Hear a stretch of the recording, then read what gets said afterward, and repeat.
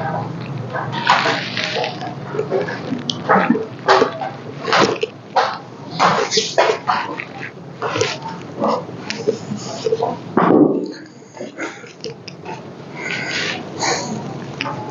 सभी विद्यार्थियों को सक्सेस पॉइंट चैनल में स्वागत है। मैं एसके सर। तो आज आप लोग को सीटेट जनवरी 2024 का 21 जनवरी की एग्जाम होने जा रही है सीटेट का।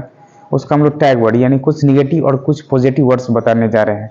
तो निगेटिव पॉजिटिव वर्ड में क्या क्या आपको कहाँ पे आपको हर विषय का निगेटिव पॉजिटिव होता है, जिसमें क्वेश्चन छांटने का सबसे बेस्ट तरीका होती है।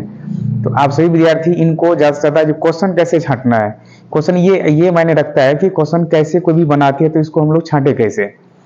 इसमें आपको निगेटिव क्वेश्चन अलग हो जाती हैं और पॉजिटिव अलग, जिससे आपको टाइम का बहुत ही बचता है, जिससे हम लोग क्वेश्चन को सही तरीका से प्रयोग करके बना सकते हैं। तो चलिए हम लोग इस वीडियो में शुरुआत करते हैं। तो टैग वर्ड आप लोग देख लीजिए। टैग वर्ड ये जो है 2024 जनवरी में एग्जाम होने जा रही है, ये जनवरी 21 जनवरी का। तो हम लोग टैग वर्ड की बात कर रहे हैं। जो टैग वर्ड में हमें क्या क्या महत्वपूर्ण है, तो देखिए पहले हम लोग चलेंगे जो हमारा पॉजिटिव शब्द है, वो पॉजिटिव शब्द कौन कौन है। देखिए सर्वांगीण विकास। देखिए सर्वांगीण विकास का मतलब होता है सर्वांगीण जो सर्वांगीण विकास, सर्वांगीण विकास।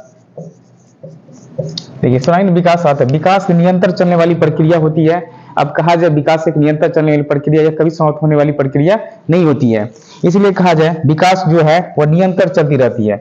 विकास निरंतर यानी सभी पक्षों के विकास, इसका अर्थ होता है हो जाते हैं सभी पक्षों का विकास। इसमें आपको सभी पक्ष आ जाते हैं जो शारीरिक रूप से, शारीरिक, मानसिक,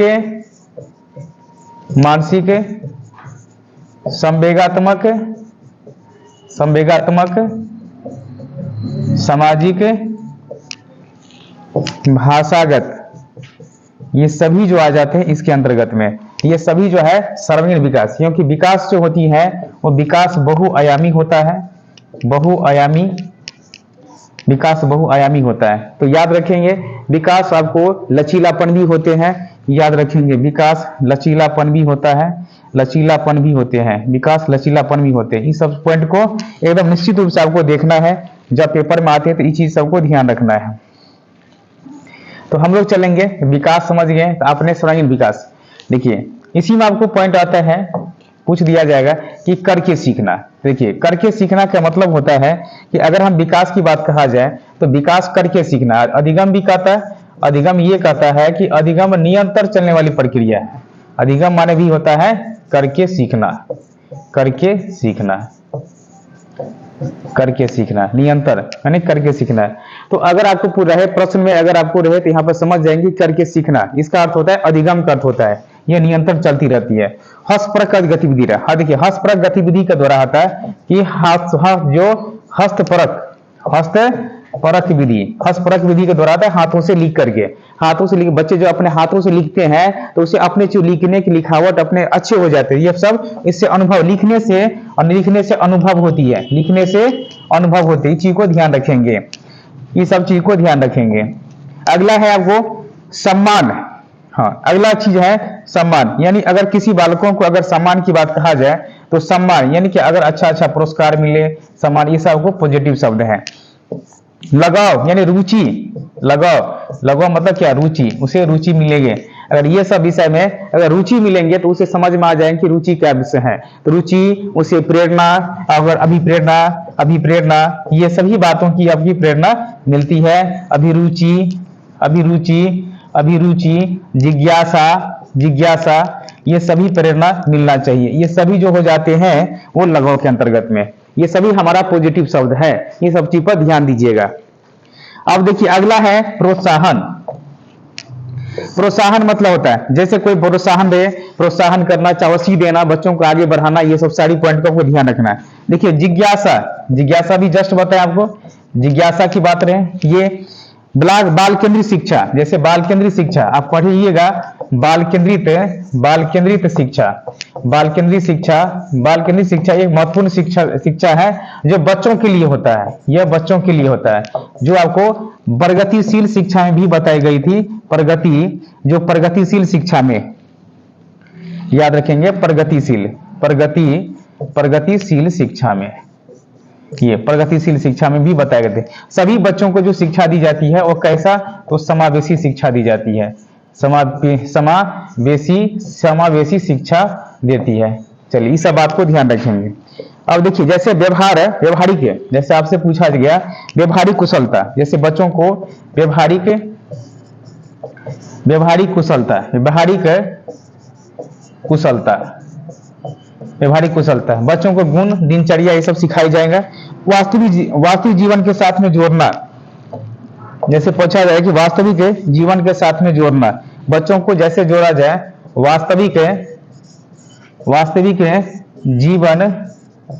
जीवन से जोड़कर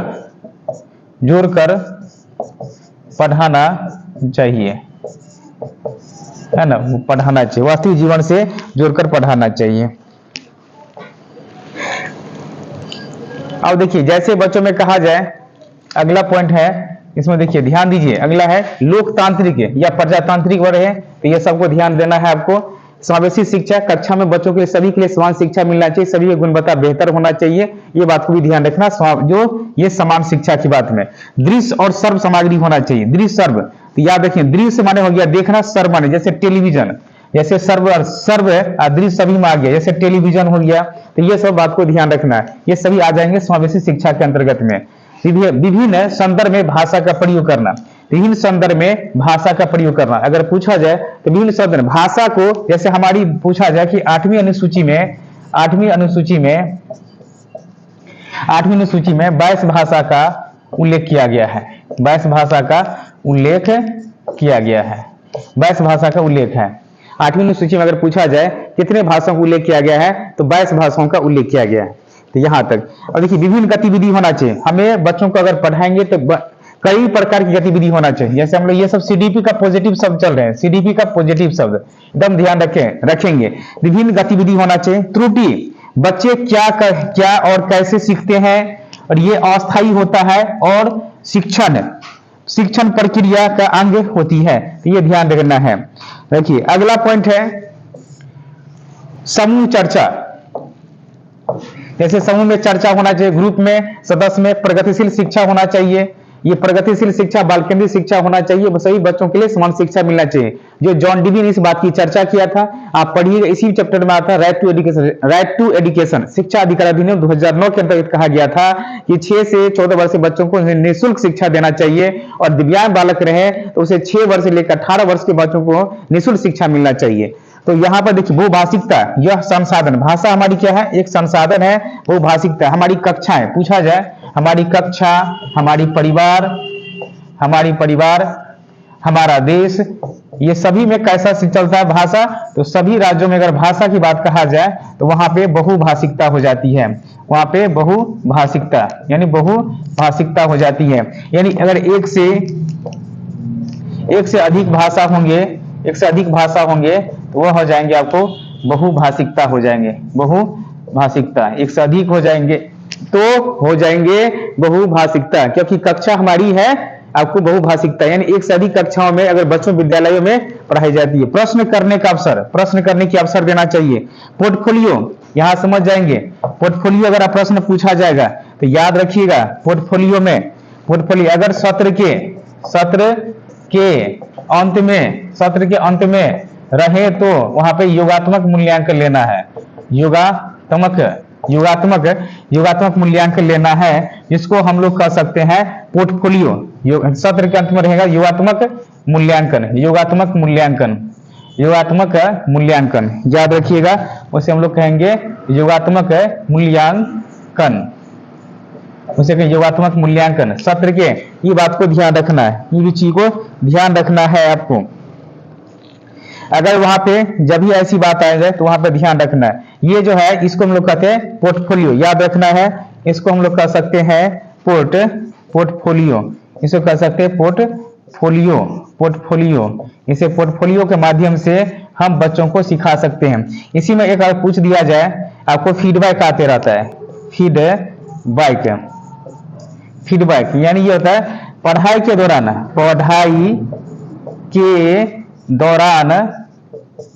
दौरान बीच बीच में बीच बीच में मूल्यांकन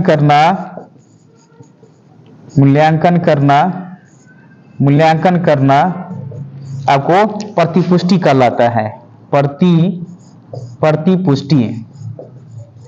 प्रतिपुष्टि कहलाता है। एकदम इस चीज को ध्यान रखेंगे पोर्टफोलियो में। तो सत्र एकत्र जब ये लगा रहे, प्रश्न में एकत्र लगा रहे तो समझ जाएंगे क्या मारना है, पोर्टफोलियो मारना है। बीच बीच में रहेगा तो क्या, प्रतिपुष्टि या फिर पढ़ाई के दौरान अगर बच्चों का मूल्यांकन की जाती है तो हम उसे कहते हैं फीडबैक। अब देखिए सहयोग रहे,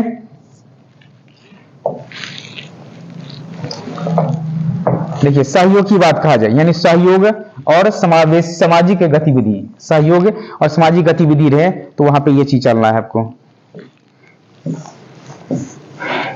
अब देखिए क्षेत्र भ्रमण अनुभव, जैसे बच्चों को हम लोग कहीं क्षेत्र भ्रमण, देखिए क्षेत्र भ्रमण की बात कहा जाए, जैसे बच्चों को कहीं हम घूमने के लिए कहीं बाहरी दुनिया में अगर ले जाते हैं, जैसे विद्यालय से अगर बाहरी जीवन में ले जाते हैं तो किताबी ज्ञान को छोड़ करके बाहरी जीवन के साथ में जोड़ना चाहिए। ये भी आपको ये फीडबैक करती है। तो इसीलिए आपको याद रखना है यहाँ पे कि क्षेत्र भ्रमण यानी घूमने से बच्चों क्या होता है, अनुभव जानकारी होते हैं। अग्रनोमुखी व्यवहार होना चाहिए, बच्चों के विचार यानी उसके विचार के अनुसार हमें अपने विद्यालयों में या अपने परिवारों में या बच्चों के विचार के अनुसार शिक्षा केंद्रित, बालक केंद्रित होती है, ये बात को ध्यान रखेंगे। जब यह सृजनात्मक रहे, प्रश्न अगर सृजन की बात पूछा जाए, अगर प्रश्न में अगर आपको सृजन की बात अगर पूछा जाए, प्रश्न में अगर सृजन की बात, अगर सृजन की अगर बात पूछा जाए तो वहां पे क्या चलना है, मौलिकता। सृजनात्मक रहेंगे तो मौलिकता, सृजन नई नई बात होती है, नई नई बात होती है। मौलिकता, नवीनता, लचीलापन और धारा प्रवाह या अपसारी चिंतन रहेंगे। अपसारी चिंतन अगर रहेंगे तो अपसारी चिंतन भी रहेंगे। उच्च चिंतन अगर उच्च चिंतन अगर रहेंगे तो भी हो जाएंगे कौन सा, और उच्च चिंतन ही हो जाएंगे तब कौन हो जाएगा, सृजनात्मक हो जाएंगे। अगर इतने शब्द अगर आप याद रखेंगे तो इससे बाहर क्वेश्चन आपको नहीं जाएगा। अब देखिए अगला है जैसे मुक्त रहेंगे, मुक्त उत्तर प्रश्न है। मुक्त माने क्या, खुला अंत वाले प्रश्न, मुक्त उत्तर वाले प्रश्न या खुला अंत वाले प्रश्न, खुला अंत वाले प्रश्न अगर ऐसा रहे तो हम लोग क्या मारेंगे वहां पे, अपसारी चिंतन। प्रतिभाशाली बालक रहे, प्रतिभाशाली बालक, प्रतिभाशाली अगर बालक रहे, प्रतिभाशाली बालक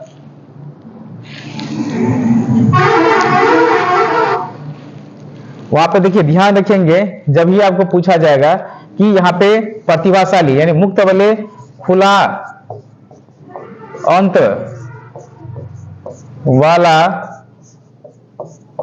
प्रश्न, खुला अंत वाला प्रश्न पूछे या अपसारी चिंतन रहेगा तो वहां पे रहेगा कि प्रतिभाशाली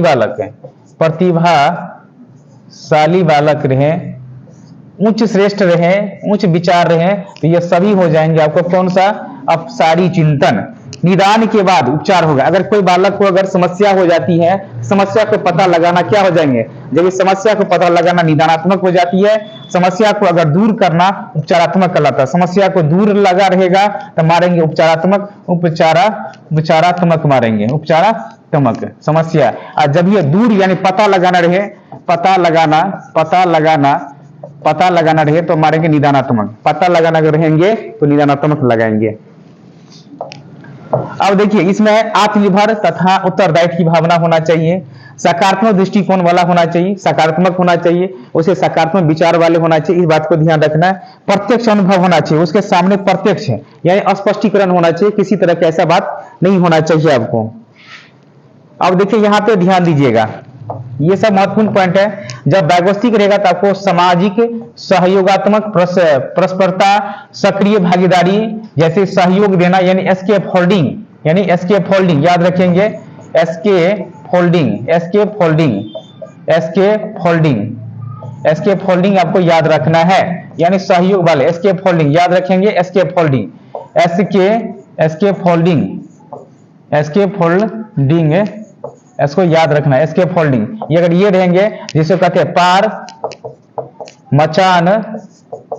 मचान, ढांचा, ये सभी रहेंगे तो वहां पे क्या मारना है आपको, सहयोग करना। ये सब देखिए, पाठ ढांचा, अनुकरण वाली बात, सांस्कृतिक, भाषा, सहयोगी प्रोजेक्ट रहेंगे, जेडपीडी रहेगा, जेडपीडी देखिए, जेडपीडी में कहा गया था, जब पूछेंगे आपको तो अगर देखिए जेडपीडी में आपको ध्यान रखना है, जब आपको यहाँ पे व्यवस्थी की बात कहा जाए तो जेडपीडी में याद रखिएगा। अब देखिए जेडपीडी में अगर आपसे पूछा जाएगा कि जेडपीडी में याद क्या रखना है, तो आप समझ जाएंगे कि देखिए जेडपीडी का मतलब होता है समीपस्थ विकास का क्षेत्र, समीपस्थ विकास का क्षेत्र, समीपस्थ विकास का क्षेत्र, या संभावित विकास का क्षेत्र, संभावित विकास का क्षेत्र। देखिए जेडपीडी में क्या होता है कि अगर शुरू में, और देखिए जैसे हमने यहाँ से प्रारंभ किए तो ये हो गया आपको, जैसे हमने यहाँ से पटना जा रहे हैं, पटना से अगर दिल्ली की ओर जा रहे हैं और बीच में कहीं फंस जाते हैं, बीच में फंसना, वही क्या कहलाएगा। शुरू में अगर देखिए शुरू से जाना, अगर कहीं रास्ता में, याद रखेंगे जेडपीडी में यही कहता है कि अगर हम कहीं से रास्ता में, जैसे हम पटना से जा रहे हैं और पटना से अगर हमने दिल्ली जाना है, अगर यूपी में जाके अगर फंस जाते हैं तो ये पता करना कि किसी दूसरे व्यक्ति से सहयोग की जरूरत पड़ जाती है, वो हमें जानकारी नहीं होती है, उस जानकारी को पता करने के लिए हम जो है यहाँ पे एक दूसरे से हेल्प लेते हैं, सहयोग मांगते हैं, सहयोग। तो सहयोग वाली बात होता है जेडपीडी, जिसका नाम है समीपस्थ विकास का क्षेत्र या समित विकास का क्षेत्र, ये जेडपीडी, जोन प्रॉक्सिमल डेवलपमेंट, याद रखेंगे समीपस्थ विकास का क्षेत्र। देखिए अगला है, इसमें ध्यान रखेंगे जीन पियाजे से। तो देखिए जीन पियाजे वाला जो भी पॉइंट है याद रखना आपको। देखिए जीन पियाजे ने दिया था संज्ञानात्मक विकास का सिद्धांत, तो याद रखेंगे संज्ञानात्मक विकास का सिद्धांत, संज्ञानात्मक विकास का सिद्धांत अगर दिया था जीन पियाजे ने, ये बात को ध्यान रखना। विचार हम लोग भी पूर्ण रूप से आपको 15 जनवरी से आपको कोहलबर्ग, वाइगोत्स्की, जीन पियाजे का एक बहुत शानदार वीडियो आपको लेकर आते हैं। अब 15 जनवरी से लेकर के ये आपको 20 जनवरी तक लगातार निरंतर आपको अब जो मैराथन क्लास दिया जाएगा 15 जनवरी से लेकर के और 20 जनवरी तक आपको मैराथन क्लास होगा, आपको ये पूर्ण रूप से बनाकर दिया जाएगा, इसीलिए आप लोग ध्यान है उस दिन से बनेगा। विचार हो, अनुकूलन है और ज्ञान का निर्माण है, संकल्पना निर्माण है, व्यवस्थापन है, संज्ञानात्मक विकास है, समावेशन है, समायोजन है, स्कीमा है, ये सभी जो हो जाए संरचनात्मक और कल्पना, ये सभी किसका हो जाएंगे, जीन पियाजे का है। स्वच्छ प्रतिस्पर्धा, स्वयं से प्रतिस्पर्धा होना, ये बात भी कहा था, इस सबको याद रखना है। अब निगेटिव वर्ड्स में अब चलेंगे। देखिए निगेटिव, अब जो है हम लोग निगेटिव सेंटेंस में, अब देखिए सीडीपी का निगेटिव वाला में चलेंगे। निगेटिव वाले में जो सीडीपी का जो निगेटिव वर्ड होते हैं उसमें चलेंगे। 2024 एग्जाम जो है, एग्जाम आपको 21 जनवरी को एग्जाम है। चलिए इस चीज को ध्यान रखेंगे। तो हम लोग चलेंगे निगेटिव वर्ड्स में। देखिए अगर पुस्तक केंद्रित रहे, पुस्तक केंद्रित नहीं होगा, शिक्षक केंद्रित नहीं होगा, ये सब पूरी सिलेट वाला ये सब निगेटिव शब्द है। जैसे लैंगिक असमानता नहीं होगा, आपको केवल लगा रहे मात्रा, ही, सिवाय, वजह, रटना, याद करना, स्मरण करना, के अलावा, के सिवाय, बचना, ये सब आपको सभी शब्द जो है ये सब निगेटिव है। ये सभी शब्द जो है निगेटिव के अंतर्गत में आते हैं। ये सब क्वेश्चन छांटने में सबसे बेस्ट तरीका है आपको कंठस्थ करना, ये सब आपको निगेटिव सेंटेंस है। दंड, सजा, शिकायत, समस्याएं, बोझ, अनुशासन, हतोत्साहित करना। हतोत्साहित माने घबरा जाते हैं। अगर किसी बच्चे जल्दीबाजी कोई काम करने के लिए कहें तो वहां पे वो घबरा जाते हैं। और देखिए निष्क्रिय, सक्रिय, फिर अगर पूछा जाए तो सक्रिय आपको सही शब्द है, यानी प्लस पॉजिटिव शब्द होगा सक्रिय, याद रखेंगे ये सब। और देखिए तकनीकी ज्ञान, जैसे आपसे पूछा जाएगा तकनीकी ज्ञान और वैज्ञानिक शब्दावली, आपको परिभाषा, व्याख्या और सीमित, परीक्षा, परस्पर प्रतियोगिताएं, पाठ पुस्तक पर बल देना, पाठ पुस्तक पर बल देंगे तो गलत हो जाएंगे। बच्चे की गलतियों को इंगित करना, यानी उसको छोड़ना, गलत हो जाएंगे। उपेक्षा, अपेक्षा गलत हो जाएंगे, उपेक्षा अगर रहेंगे तो ये निगेटिव सेंटेंस है, इस चीज को याद रखना है। व्याकरण पर बल देना, व्याकरण पर बल देना, ये सब गलत है। अब देखिए जैसे यहां पे ध्यान देना है कि अंक रहे, अंक, ग्रेड, रैंकिंग, उत्तीर्ण, अनुत्तीर्ण, अगर ऐसे शब्द अगर मिले तो समझ जाएंगे वहां पर निगेटिव सेंटेंस पूछ रहा है, वहां निगेटिव वर्ड की चर्चा हो रही है, प्रश्न में निगेटिव रहे तो इस सब पर ध्यान देंगे।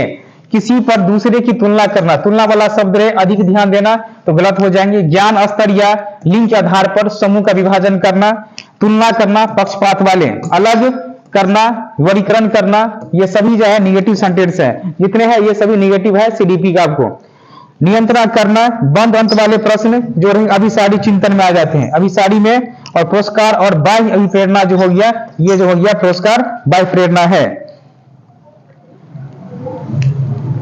तो हम लोग ने इसमें किया आपको पूरे।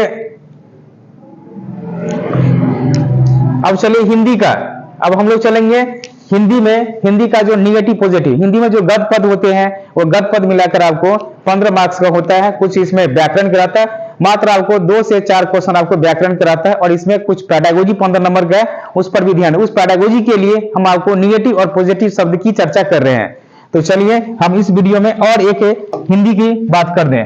तो हिंदी में पॉजिटिव शब्द चलेंगे, जो टैग वर्ड, जो आपकी टैग वर्ड हिंदी में जो 2024 में जो एग्जाम होने जा रही है 21 जनवरी को, 21 जनवरी को।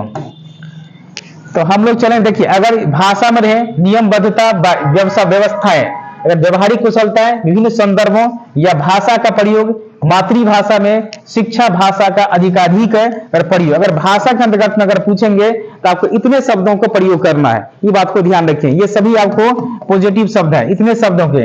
नियमबद्ध होना चाहिए, व्यवहारिक कुशलता होना चाहिए, विभिन्न संदर्भों में भाषा प्रयोग, और मातृभाषा में, शिक्षा भाषा का एकाधिक, एकाधिक, अधिकाधिक माने क्या, एक से अधिक भाषा है। जब ये एक से अधिक भाषा होंगे तो एक से अधिक भाषा होगा तो वहां पे क्या देंगे, बहुभाषिकताएं देंगे। वहां पे क्या दीजिएगा, बहुभाषिकता, वहां पे देंगे बहुभाषिकता देंगे। अगर पूछा जाए वहां पे क्या दिया जाए, बहुभाषिकताएं।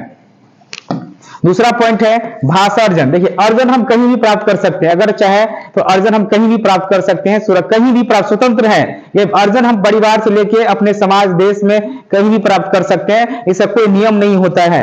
अर्जन देखिए, अर्जन अर्थ ग्रहण करना स्वाभाविक रूप से, ये अर्जन क्या है, स्वाभाविक रूप से, सहज प्रयोग, अनुकरण और मातृभाषा, यह सभी जो सीखा जाता है किसके अनुसार, अर्जन के द्वारा। अर्जन को हम अर्जित कर सकते हैं, प्राप्त कर सकते हैं। अब देखिए अगला पॉइंट है आपका, अगला है यहाँ पे भाषा अधिगम। अधिगम माना था करके सीखना, प्रयासपूर्ण होना चाहिए, इच्छापूर्ण। अधिगम का अर्थ होता है करके सीखना, अधिगम का अर्थ होता है करके सीखना, याद रखेंगे। अधिगम का अर्थ होता है करके सीखना। द्वितीयक भाषा और अनुवाद, क्योंकि प्रथम भाषा हम सीखते हैं, प्रथम भाषा सीखते हैं परिवार में, प्रथम भाषा हम सीखते हैं परिवार में जो हमारी मातृभाषा है, जो हमारी मातृभाषा है। जबकि द्वितीयक भाषा अगर होता है तो द्वितीयक भाषा आपको हो जाते हैं विद्यालय में हम लोग सीखते हैं, द्वितीयक भाषा विद्यालय में सीखते हैं, इस चीज को ध्यान रखना है। अब देखिए भाषा अनुवाद के द्वारा सीखा जाता है, भाषा को अनुवाद करके द्वारा चर्चा करते हैं। देखिए अगली पॉइंट है तीसरा नंबर में, देखिए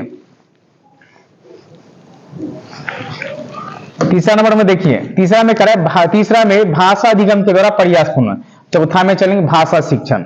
देखिए भाषा शिक्षण जो हो जाती है, शिक्षण जब सीखने की व्यवस्था होती है भाषा कई रूप में, जैसे हमारे 8वीं सूची के द्वारा 22 भाषाओं का उल्लेख हमारे संविधान में किया गया है।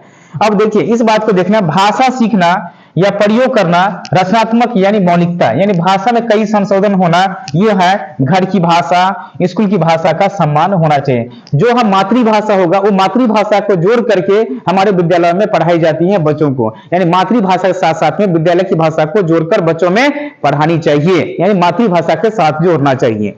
अगला देखिए भाषा प्रयोग के विविध और जो विविधतापूर्ण परिवेश होना चाहिए, ये सब ध्यान रखना है। देखिए 6 नंबर में है भाषा शिक्षण के उद्देश्य में प्रिंट स्मृति परिवेश, यानी बच्चों को चित्रात्मक रूप से होना चाहिए, लिखित छपी हुई सामग्री होना चाहिए, उसका अर्थ समझ में आना चाहिए, तब जाकर उस चीज को अपने डिटेल उस चीज को समझ सकता है। अब देखिए अगला पॉइंट है इसमें देखिए अस्पष्ट रूप से, अब ध्यान दीजिएगा, इसमें कह रहा है कि स्पष्ट और आत्मविश्वास के साथ भाषा प्रयोग करना। देखिए कोई भी भाषा होना चाहिए स्पष्ट रूप से होना चाहिए। जैसे हम कोई भाषा सीख रहे हैं या बच्चों को हम सिखा रहे हैं तो वहां पर स्पष्ट रूप से उस भाषाओं का प्रयोग होना चाहिए, तब जाकर वो निरंतर रूप से सीख सकता है, जो गुणवत्ता कितना बेहतर परिणाम हो सकती है। तो ये भाषा का प्रयोग के साथ में हो सकती है। अगला है और अभिव्यक्ति की कुशलता। जैसे हम भाषा के रूप में सीखते हैं व्यक्तियों के द्वारा, यानी हम एक व्यक्ति से दूसरे व्यक्तियों में अभिव्यक्त करते हैं भाषाओं को, एक व्यक्ति से दूसरे व्यक्तियों में भाषाओं के अनुदान की जाती है, जिससे भाषा वो सीख सकता है आपको। अगला देखिए अवसर मिलना चाहिए भाषा सीखने का, यानी भाषा सीखने का उसे अवसर मिलना चाहिए।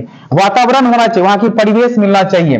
पढ़ना, ये अर्थ ग्रहण करने का महत्वपूर्ण है। पढ़ना जब ये रहे तो अर्थ ग्रहण। अगर सीखना, पिछली बार पूछा था सीखना क्या है, तो सीखना एक कौशल है।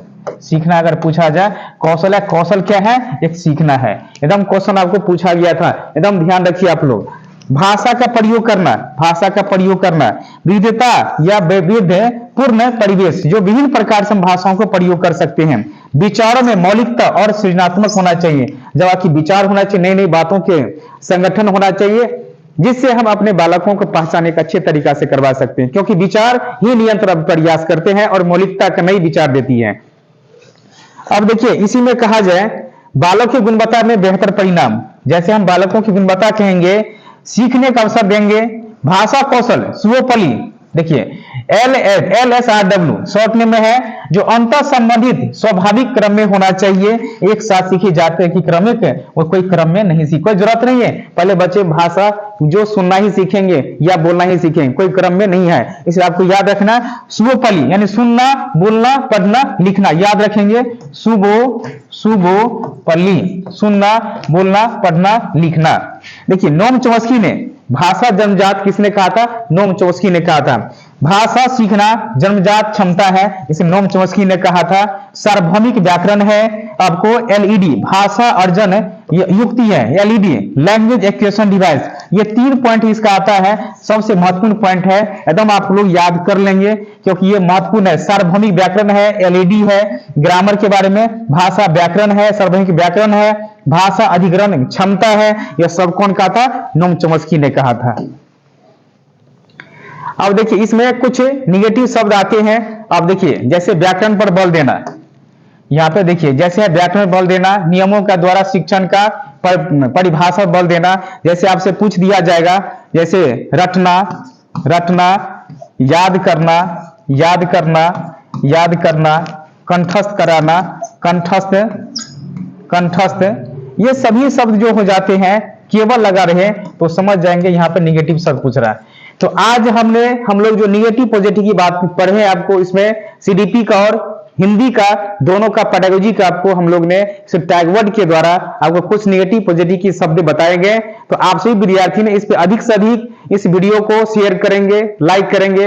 ये हमारा सक्सेस पॉइंट चैनल है, आप सभी विद्यार्थियों अधिक से शेयर करें। हम डेली आपको अपडेट करते रहेंगे आप लोगों को, और नई नई वीडियो बनाकर आपके पास देंगे, जिससे आपकी गुणवत्ता और बेहतर शिक्षा मिले। जय हिंद, जय भारत।